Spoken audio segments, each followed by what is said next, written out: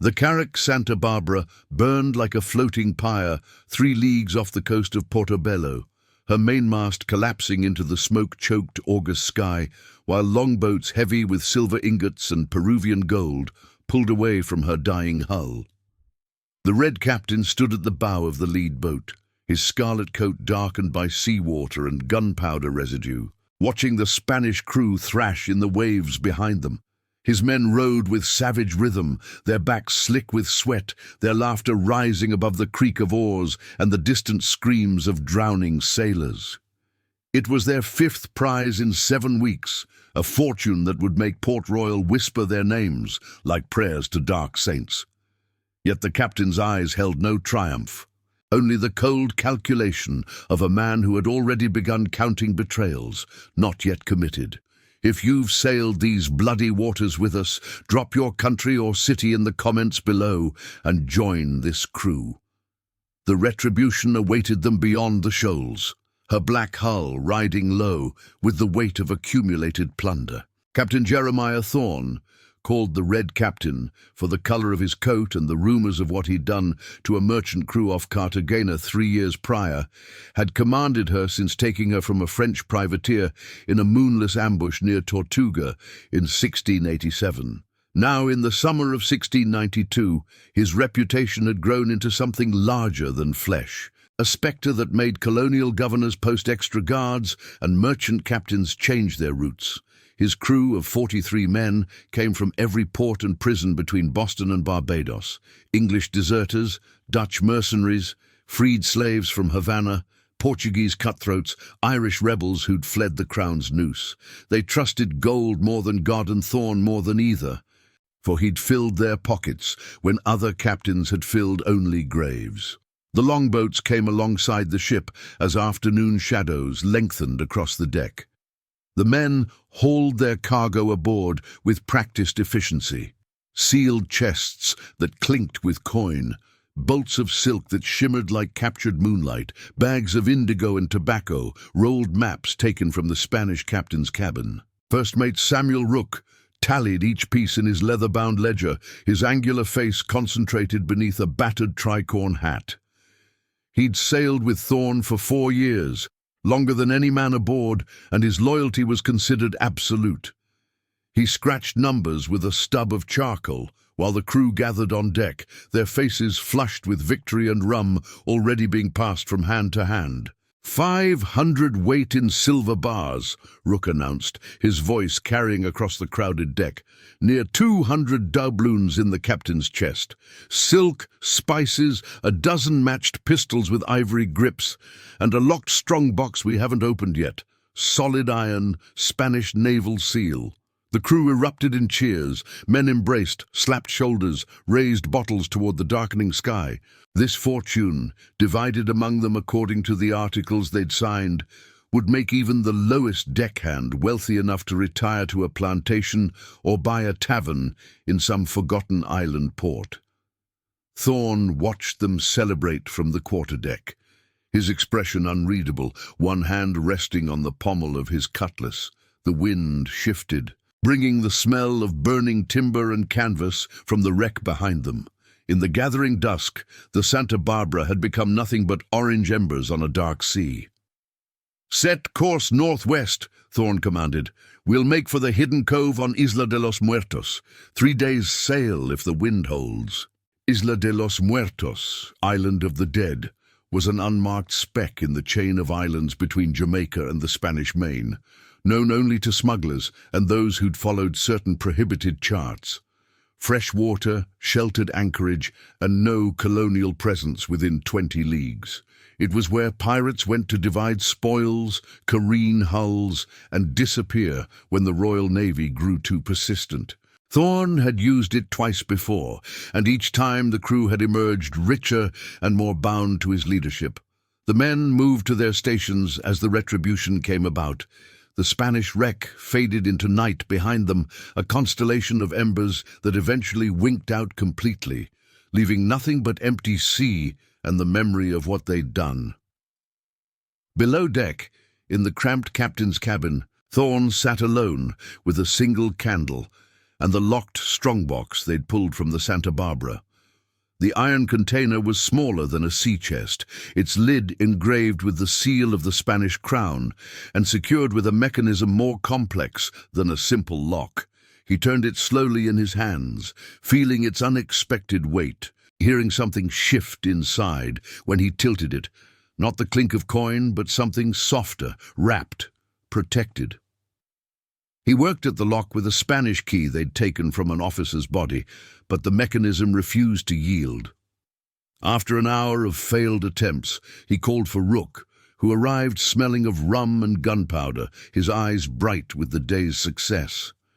"Can't open it," Thorne said, gesturing to the box. "Have the carpenter bring his tools at first light. Quietly. I want to see what's inside before the crew starts asking questions." Rook's expression shifted slightly, a flicker of something, curiosity or concern, crossing his weathered face. "The men are already talking, Captain. A locked Spanish naval box tends to inspire speculation. Rumors of jewels, royal dispatches, maps to silver mines." He paused. "You planning to hold this one separate from the division?" "I'm planning to know what it is before 43 men start tearing each other apart over fairy tales," Thorne replied. His voice was level, but his eyes had gone cold in the candlelight. "We follow the articles. Every man gets his share according to what we signed. But we don't split mysteries. We split certainties. I won't have blood on this deck over an empty box." "Aye, Captain."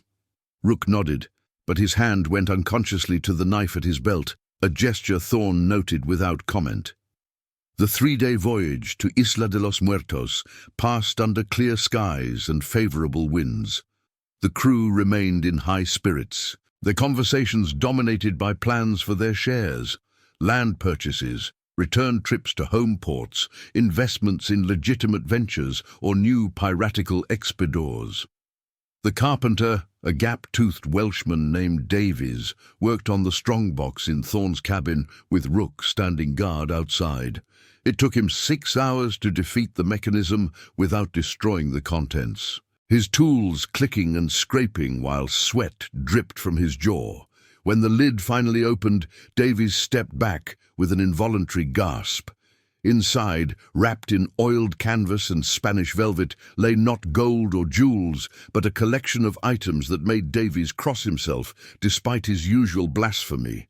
A gold chalice set with rubies, an illuminated manuscript bound in white leather, 6 silver medallions bearing the image of saints, and a small wooden reliquary containing what appeared to be a fragment of bone beneath ancient glass.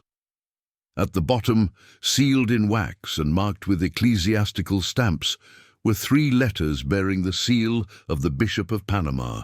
"Holy treasures," Davies whispered. "Bound for a cathedral, likely, or a mission church in some frontier settlement." Thorne dismissed the carpenter with a coin and instructions to speak to no one. Then he sat alone with the opened box, studying its contents in the afternoon light that filtered through the cabin's single porthole. The chalice alone was worth more than most of their previous prizes. The medallions would fetch premium prices from collectors in Port Royal or Charleston. But the letters, he broke the seal on one and scanned its Latin text, his limited understanding piecing together references to sacred duty, protection of the faithful, and treasures of great spiritual significance destined for the new cathedral of San Salvador de Nuevo León. Religious plunder carried a double curse in the pirates' world. It was worth more than common cargo, but it also carried the weight of superstition and the promise of ecclesiastical retribution. The Catholic Church had long memories and resources that transcended national boundaries. Men who stole from the church often found their fences unwilling to trade, and their own crews turning fearful and fractious.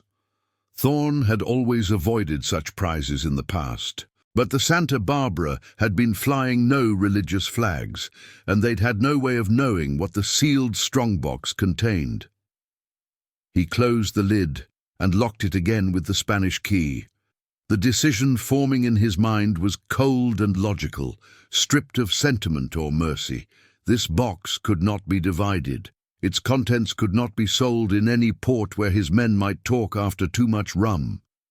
The chalice, the manuscripts, the medallions, they were too distinctive, too easily traced. And if his crew learned what they'd taken, superstition would spread like fever, suspicion would fracture their unity, and someone would eventually talk. The only way to protect the crew was to make the problem disappear, all of it.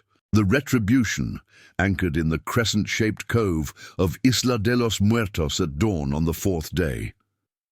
The island rose from the water like a green fortress, its hills thick with palm trees and mangroves, its single beach a strip of white sand protected by coral reefs that had claimed more than one ship over the years.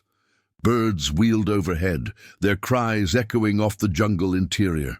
The crew lowered boats and began ferrying the plunder ashore, establishing a temporary camp among the palm trees where they would conduct the official division according to their articles. Thorn organized the work with his usual precision. The silver bars were stacked in one location, the doubloons in another, the trade goods in a third. Rook maintained his ledger, recording each item for the final accounting. The mood was celebratory but controlled. These were professional thieves who understood that greed without discipline led to mutiny and death. They would feast tonight, divide tomorrow, and sail within 3 days to spend their fortunes in whatever port they chose. As evening approached, Thorn announced a special ration of rum for all hands, a double portion to celebrate their success.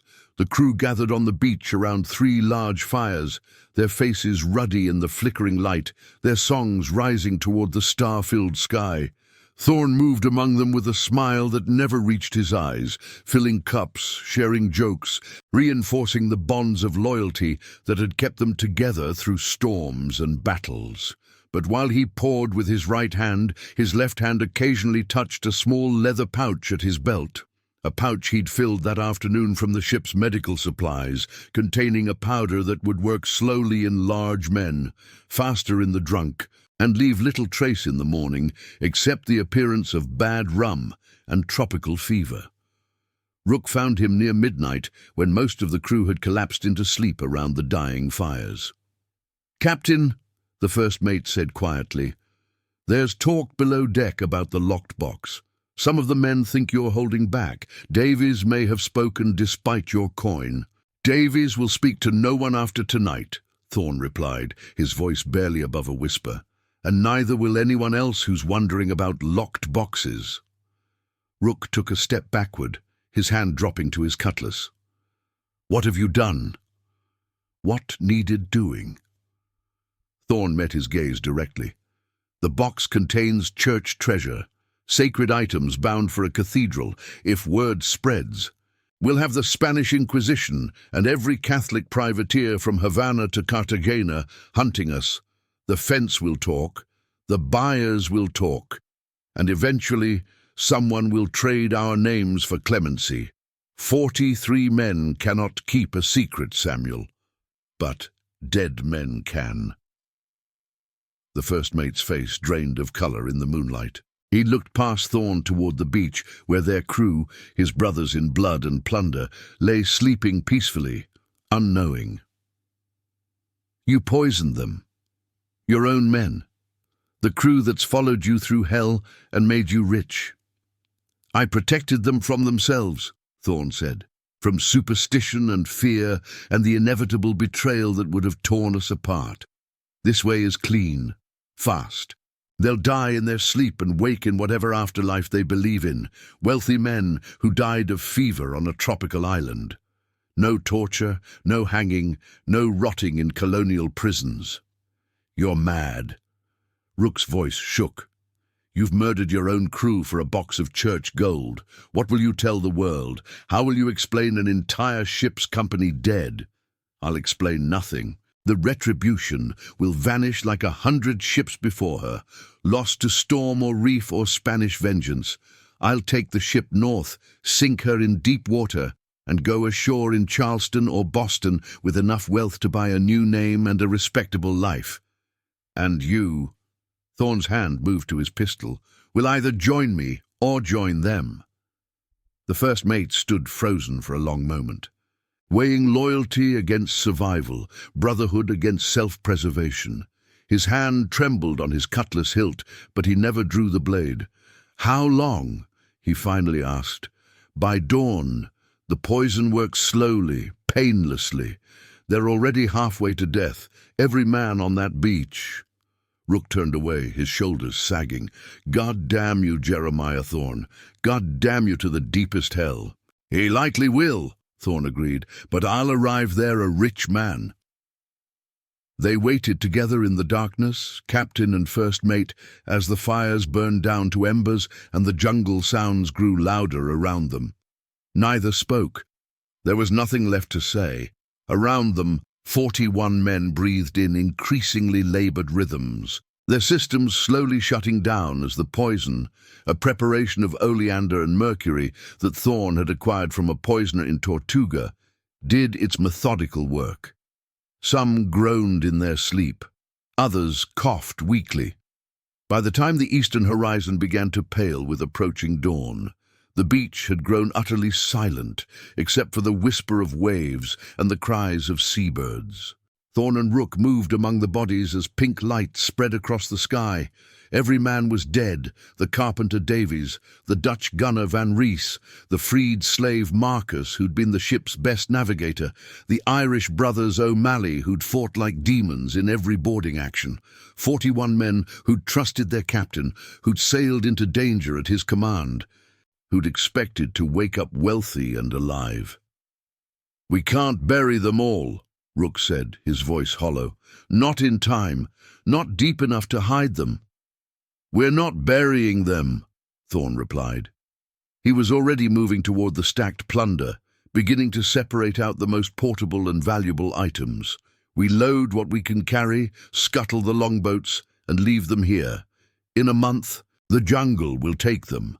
The animals and insects will scatter the bones. Any ship that finds this place will assume they died of fever, which, in a manner of speaking, they did." They worked through the morning, 2 men doing the labor of 40. They carried silver bars and bags of coin to the remaining longboat, along with the sealed strongbox and the most valuable trade goods. The chalice, the manuscripts, the medallions, all of it went into canvas sacks that they lashed to the boat's seats. By noon, they had loaded perhaps a quarter of the total plunder, as much as one longboat could safely carry. The rest they left, scattered on the beach among the dead. The Retribution waited at anchor, her masts stark against the bright sky. They rowed out to her in silence, loaded their cargo into the captain's cabin and hold, then returned to shore one final time to scuttle the remaining longboats by staving in their hulls and dragging them into deep water beyond the reef. Then they rowed back to the ship, hauled up the anchor and set sail, leaving Isla de los Muertos with its terrible secret behind them. For 3 days they sailed north, 2 men operating a ship meant for 43, working in shifts, sleeping in brief exhausted intervals. The wind stayed favorable, pushing them toward the trade routes that led to the Carolinas and Virginia. They saw no other sails. The sea stretched empty in all directions, indifferent to what they'd done. On the 4th night, with the ship running smooth under reduced canvas, Thorn sat in his cabin with the open strongbox before him. He studied the chalice in the lamplight, admiring its craftsmanship, running his fingers over the rubies set into its gold stem. He opened the reliquary and examined the bone fragment, a piece of some saint perhaps, carried from Europe to the New World, now in the hands of a murderer. The irony was not lost on him. He had become what the Spanish called him, El Capitan Rojo, not just for his coat, but for the blood on his hands. Not enemy blood, not Spanish blood, but the blood of his own men, spilled in silence on a tropical beach. A knock came at the cabin door. Rook entered without waiting for permission, his face haggard from exhaustion and guilt. "We need to talk about what happens when we make port," he said. "People will ask questions. The crew had families, shipmates in other ventures, debts and connections across the Caribbean. You can't just vanish 41 men and expect no one to notice." "We tell the truth," Thorne said calmly. "Or rather, a version of it. The crew took fever on Isla de los Muertos. It spread fast. Bad water, tropical disease, poisoned fish, whatever sounds most believable. You and I survived by staying aboard the ship. We tried to save them, but they died despite our efforts. We buried them at sea, according to naval custom, and sailed north to report the tragedy. It's a story that's happened 100 times in these waters. No one will question it." "I'll question it every day for the rest of my life," Rook said bitterly. "As will you, whether you admit it or not. Those men trusted you, and I gave them quick deaths instead of the slow ones they would have met at the end of a rope or in the hulk of a prison ship. I've seen men hang, Samuel. I've seen them rot in chains on colonial docks, pecked apart by birds while crowds cheer. What I did was mercy compared to that. It was murder. Don't dress it up as mercy." "Then it was murder," Thorne agreed. "Add it to the list of my sins. But it was practical murder, necessary murder, and we're both alive and rich because of it. So save your moral outrage until you've decided to turn yourself in and confess." Rook had no answer to that. He left the cabin without another word.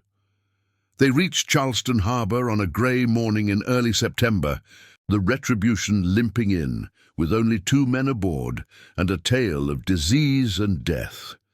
The harbour master recorded their story, expressed perfunctory sympathy, and helped arrange the sale of the ship to a merchant who asked few questions, as long as the price was right. Thorne and Rook divided their portable wealth and parted ways without ceremony. Rook heading inland toward the frontier territories, Thorne booking passage on a merchantman bound for Boston, where he intended to shed his identity like a snake shedding skin. But before he left Charleston, Thorne did something unexpected.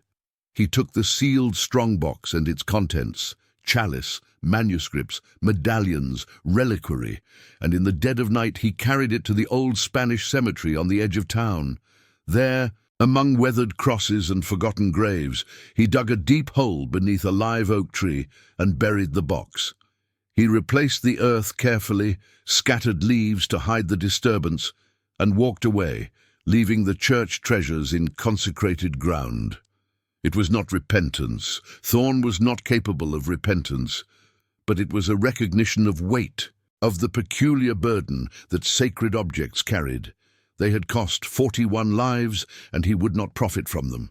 The silver, the gold, the trade goods, those he kept without hesitation, but the chalice and the bone of some dead saint would stay in the earth, a secret marking a greater secret, a small theft hidden within a greater crime. He left Charleston the next morning and vanished into the anonymity of colonial America.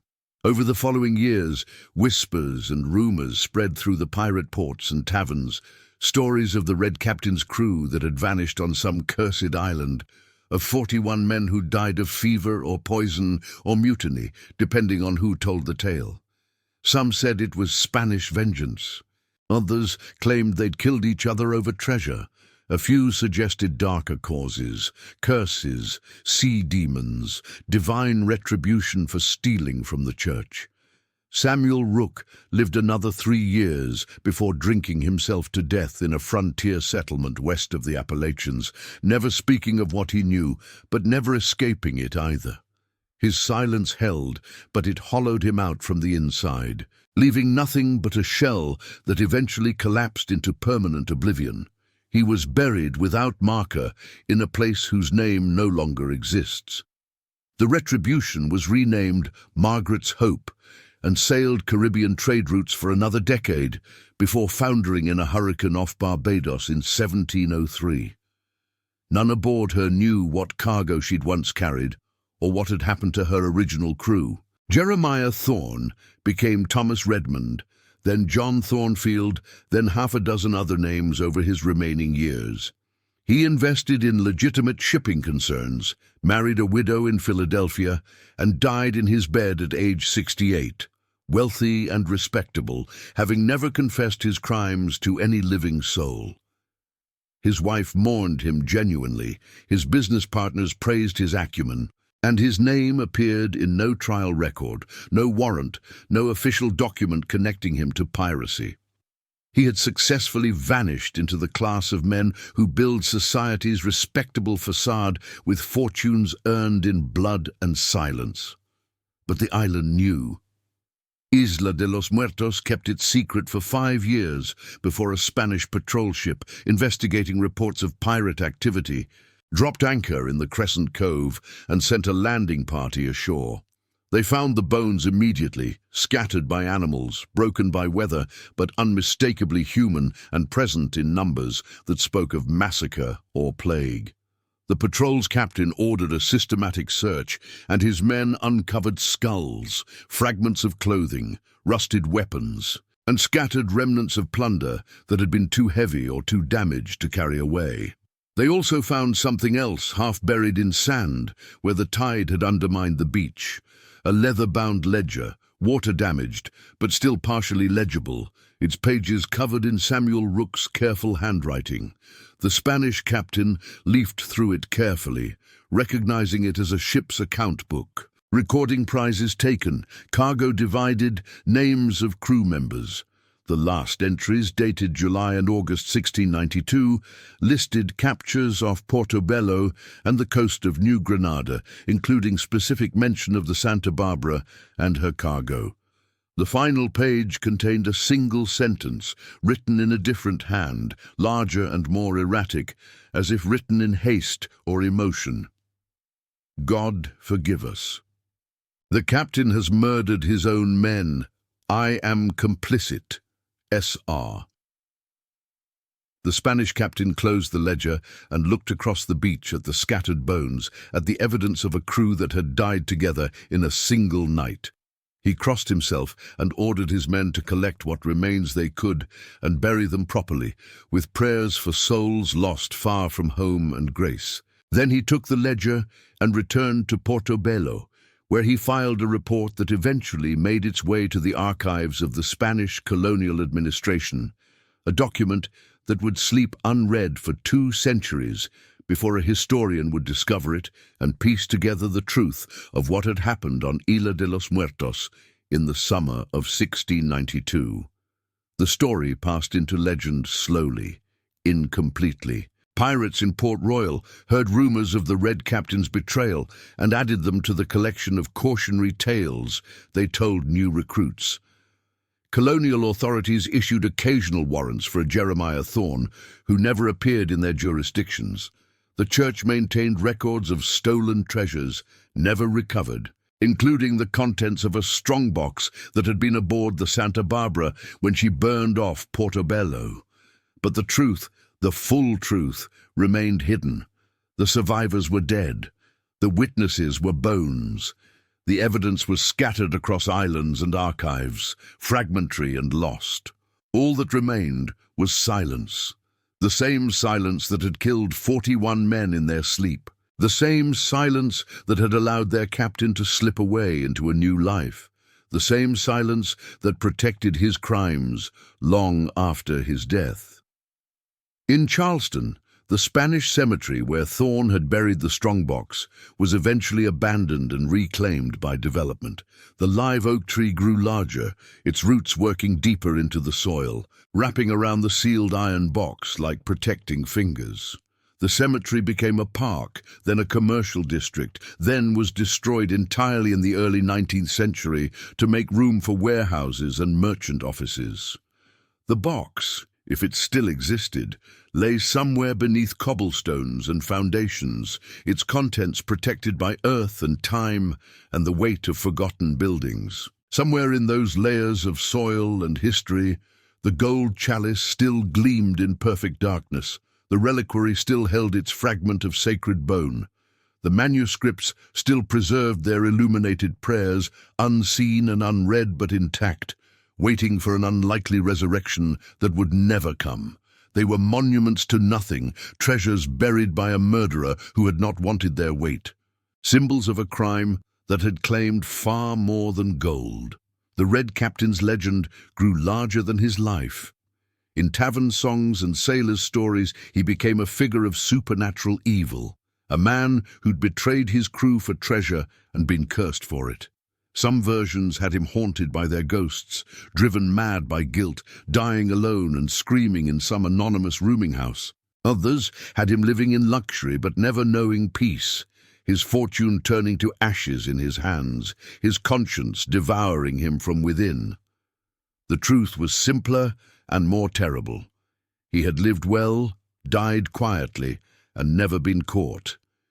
He had committed the perfect crime, erasing his own crew to protect a secret that was worth less than their lives. And the sea, which had witnessed everything, kept its own counsel, as it always did. The tide came and went on Isla de los Muertos, washing over the spot where 41 men had died.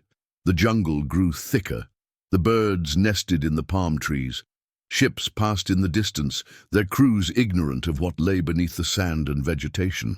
The island became a footnote in outdated charts, a place that pilots learned to avoid because of the treacherous reefs, not because of its history. And somewhere in the archives of Spain and the scattered libraries of the Americas, the documents slept. The ledger with Rook's final accusation, the patrol captain's report, the church's inventory of lost treasures, the dozens of fragmentary records that, if assembled, would tell the story of Jeremiah Thorne and his ultimate betrayal, but they remained unassembled, unread, forgotten. The silence held. Years became decades, decades became centuries. The age of piracy ended. The Caribbean transformed from a battleground into a network of colonies and trade routes. The old ports were rebuilt or abandoned. The taverns where pirates had plotted their raids became tourist attractions or vanished entirely. The ships rotted. The men died. The legends faded into the background noise of history. But on Isla de los Muertos, if one knew where to look and when the tide was right, one could still find fragments of bone, ground smooth by sand and water, scattered among the shells and driftwood. Not enough to identify, not enough to tell stories, just enough to mark that something terrible had happened here once, in the silence after the raids, when a captain had chosen treasure over loyalty and murder over trust. And beneath the streets of Charleston, beneath layers of concrete and development and the busy commerce of modern life, the strongbox waited in its forgotten grave, holding its sacred cargo in perpetual darkness, a chalice that would never again hold wine, manuscripts that would never again be read, medallions that would never again catch the light. They were the only monument the 41 men would ever have. A box of church treasures buried by the man who killed them, hidden forever, marking nothing, meaning nothing. Just another secret lost to time and silence and the weight of the earth above.